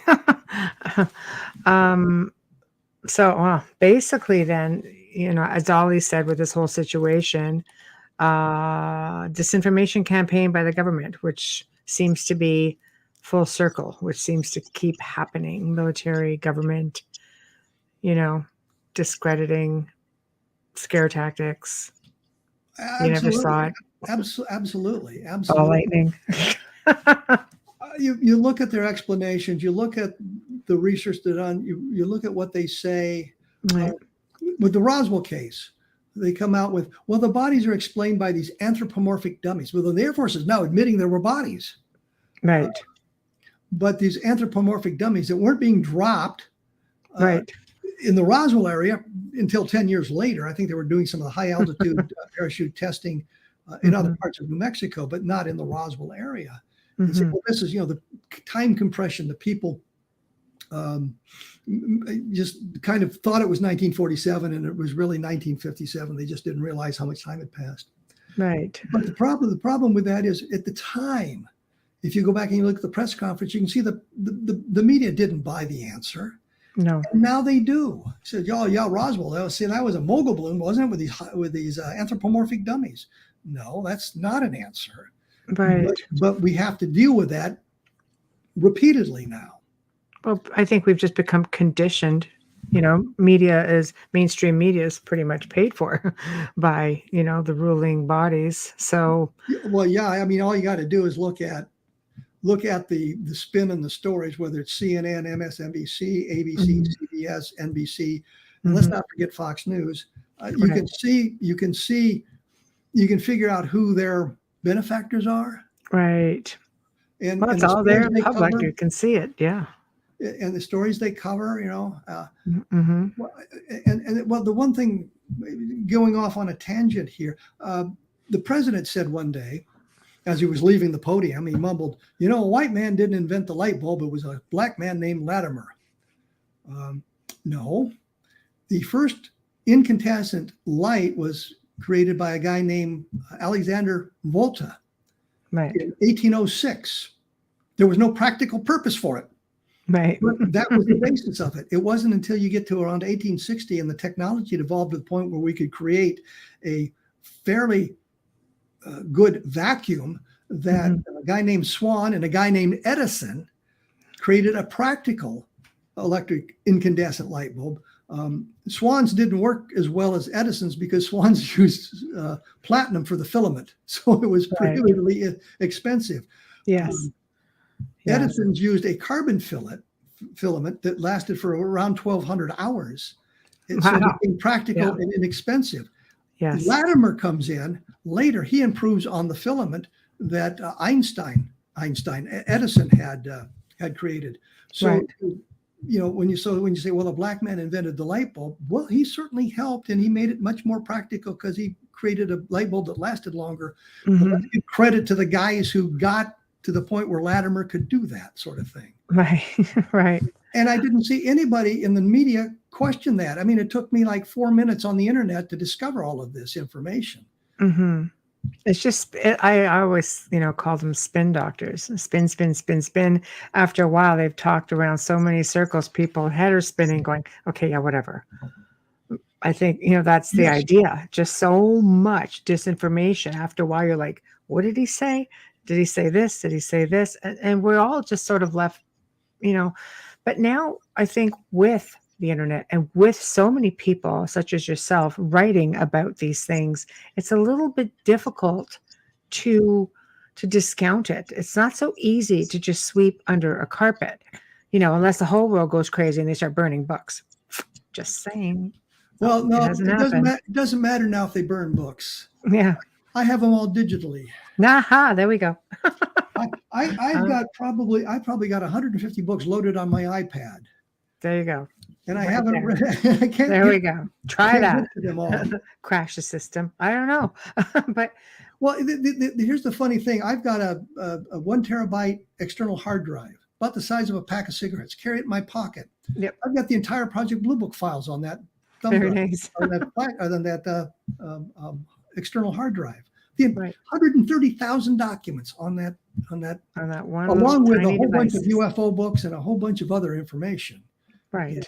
And so the thing is, the information's escaping. Right. It's not so easy to sweep it under the carpet anymore. Not in today's environment, but they're still doing a good job because we get diverted with all the stuff going on. And who would have imagined that's the other thing that kind of caught me off guard. In the 90s, there were a whole bunch of books about the coming pandemic. And it all seemed to evolve out of Africa and Ebola, which is what they called a slate wiper, meaning that if you got Ebola, it killed like 90% of the people who got it. Wow. And so I'm thinking of a pandemic in that sense. And then we have what happened here, and it's just not that deadly, but it's altered society amazingly. So we've had the coming pandemic. I didn't recognize it for what it was at the time. I think it's the media did its job. The media trades on crises and bad news and clicks now. Exactly. And I will add this. Dolly says we have so many witnesses now, government can't control that. I think it's with everything, not even just UFOs. I think people are out there now. People are aware. People want real answers. They're paying Well, attention. and that's the thing we're learning with the internet and things like TikTok and Instagram and YouTube and all of that stuff. The news media is not focused in a very narrow location with people doing a job based on their personal opinions in the news media. We got people from all kinds of things arguing for their position there. And so you have to look at that. But we have such a history in the UFO field of the curtain of ridicule that it's hard to break through that because people still think of that. The example I always think of is Bill Buckner in the World Series game. Bill Buckner was an incredible first baseman. Everybody remembers the ball that got between his feet in the World Series game, and his team went on to lose the World Series because had he caught the ball, the game would have been over and it would have changed the dynamic of the series. But it wasn't over because he missed that ground ball. Everybody remembers that, but they don't remember all the good things he did. And we have that in the UFO field. I don't care how many good cases you have. They remember the hoaxes. They remember the alien autopsy. They remember the Roswell slides. They don't remember all the other good information that we've been able to gather because it's a little bit more difficult to comprehend all of that as a single package. Yeah, it's very sad because there are a lot of really good researchers out there who were really, they were boots on the ground. They really went leaps and bounds, interviewed a lot of people, and so much information was just suppressed.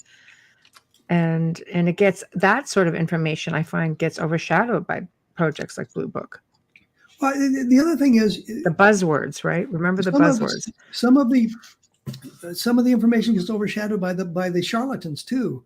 Of course. Are telling great stories. Well, I was abducted from my bed when I was 17 years old. I went and fought on Mars with our alien compadres for 20 years, and then I was returned to my bed 15 minutes after I'd been abducted. Yeah, I believe that story. But there are people who believe that, and then you have the news media looking at all of that as well, saying, how can we believe these people? They're all a bunch of conspiracy nuts, and that's the way we now dismiss it. Oh, you're just a conspiracy nut. Well, didn't CIA coin that to try to throw us off? There are conspiracies. Conspiracy theories, yeah. I think Abraham Lincoln was killed by a conspiracy. Right. A bunch of people acting in concert to assassinate the president and some of the governmental officials in 1865. That's a conspiracy, a real honest to God conspiracy. I think it comes down to this. It's hard to know what everything is. It's a big universe. It's a big world. There's a lot of information that's kept from us. There are people having their own accounts all over the world. How many don't talk about it? How many, like you say, they just see how other people get treated. They take a step back. They don't talk about their experiences. It's so hard to know really what's out there, what's not out there, because there simply are a lot of people who may see something in the sky and go, nope, not even touching it. It's like not doing it. Well, we can point to military pilots and airline pilots who wouldn't report UFOs because it would impact their job. There we go, right there. The Japanese was it 1628? The Japanese Airlines saw the object in Alaska, and the pilot on the aircraft lost his flying job. See, right there. There's a prime example. And he later got it back with the help of, I think, Richard Haynes and a number of other people supporting him. But he lost his job because he reported a UFO. Right. And all you got to do is have one guy like that, and the information gets out that you report a UFO and you lose your job. Well, then other airline pilots have realized that. Remember the beginning of Close Encounter where the pilot is talking to the air traffic control center, and they said, well, you want to report a UFO? And the guy says, no, I don't want to report that. Yeah, we're not going to talk about that. Yeah, right. We didn't see that. Well, I think we come from a time as well where things like that were just not acceptable to talk about. You didn't want to look like you were a Fruit Loop in front of your neighbors like back in the 40s. And it was a very reserved time. Unlike now where we're like, yeah, aliens are on the mountains, let's go. But back then it's like, no, we don't talk about that. There'll be the laughing stock of the entire neighborhood, right? Like Well, different I think times. for the longest time, NICAP didn't mind getting UFO reports, but they didn't want to hear about the creatures from inside. They just sort of ignored the occupant reports. Well, you can. APRO was more willing to take those reports, but NICAP just Yeah. kind of ignored them for a while. Well, sure, it's easier to try to, talk away an object in the sky like ball lightning, or it's a weather balloon, or it's this, or it's this. A little bit harder to work around what's inside. It's Yeah. not so easy, because people can be gullible. Some people just truly don't want to be bothered. They don't care. Others believe in their governments. They believe what they're told. They're good citizens. At the end of the day, it's easier to just accept these things than it is to think maybe, just maybe, there's something that you don't understand, so you naturally fear it. Right? People want to be comfortable in their lives. They don't want to step outside the box. What is that? Well, yeah, there's all of that. There's a lot of things working against us getting the information out. Right. And our own government is one of the sources of that. Right. Well, it's been an amazing couple of hours. Honestly, I can't believe it passed so quick. You have an open door policy on the show. If you definitely want to do it again sometime and continue on the conversation, I would be delighted to have you join us and continue on, because it's just been enlightening, to say the least. So this is the part where you get to promote yourself, your website, your books, everything. Yeah. Promote. Well, the blog is kevinrandle.blogspot.com, and it contains an awful lot of the information I talked about tonight here. There's a search engine on there and a lot of interesting stories that you can get into. The latest book is called Understanding Roswell, that just came out a few weeks ago. The book we were originally going to talk about, Levelland, came out a couple of months ago. UFOs in the Deep State, which we talked about, is also about. So there's a lot of books. If you go to Amazon, just type in Kevin Randle, and you'll see a lot of books that I had written. Some of them science fiction, but and some of them action adventure. But the UFO books usually come up first, and you can take a look at those sorts of books and see if there's something that interests you. And if you enjoyed the book, put up a nice review, because that always helps. And if you didn't enjoy the book, well, keep your review to yourself. That's okay. I'll say it for you. We don't want to hear it. So, well, but if sometimes you get a negative review and somebody brings up a point that's very good. Of course, I'm just teasing. Annoys about the Amazon things is people will give you like 1-star rating, and the book came from the Amazon, and the cover was ripped, or the pages were ripped, or something was wrong with it. So they're angry. That's not my fault. It's not fair to blame the author for that. I'm not sending the book out to you. My job was just to write the book.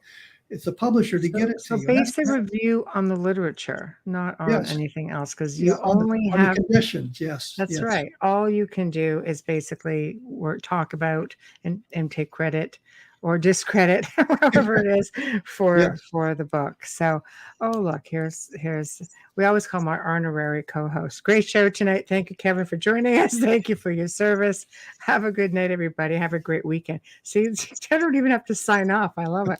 So, thank you, Well, it's been a real joy. I've enjoyed the conversation. Thank you very much. Like I said, open door policy. Okay. So anytime, you're always welcome. Well, thank you very much. And you have a good weekend. And you as well. Good night, all. Hey, good night. Oh, God, he's so delightful. I love it. So thank you. Huge thank you to Kevin Randle for sharing all of his stories with us. And he is a wealth of information. Check him out. He's obviously got, quite a few books on the topic. Huge thank you to Folgers Coffee for sponsoring us tonight and every night, and for the last couple of years. Thank you. Big thank you, Dr. Snick, aka Justice Snicker, for providing us with your music and your voice. Thank you. So, guys, remember to stop by the International Public Radio on YouTube. Throw them a like. Don't forget about Little Less over on Facebook on the Outer Realm. Also, don't forget to check out Team Templar North America. Show us a little bit of love there too. Great things coming there. It's all I can say. If I'm excited, if I'm lending my name to it, you know it's going to be good. Otherwise, I wouldn't be there. So please check them out. If you'd like to connect with Amelia and myself, or maybe like to be a guest on the show or recommend a guest on the show, please go on over to the Outer Realm Contact at gmail.com. Email only. Social media is just a disaster. Too many places, too many groups. So the Outer Realm Contact at gmail.com. Tune in next week. Yes. We have Lisa Savoy in the chat room tonight. And she's actually going to be on next Thursday evening. And she is an abductee and she has shared her experiences in her new book. So come check her out. It's going to be a fantastic show. Wednesday evening, we are going to be welcoming back Carol Costa. This time around, however, she's not talking about UFOs. She's going to be talking about magic and witchcraft. That's right. Magic and witchcraft. And what the hell am I looking at right now, Joe? It's not going across the screen. What? Anyway, so all of you behave yourself. Don't forget to check Joe and I out this Saturday, 6 to 8 Eastern, 5 p.m. to 7 p.m. Central on the Gray Zone Uncensored. Yes, it's for real this freaking time. It's going to happen, backed by popular demand. So check it out. Make some time for us. And anyway, let's get Love and Light to Bubbles, get her back on track so she can get her butt back to work next week. Anyway, good night, everybody. Have a good weekend.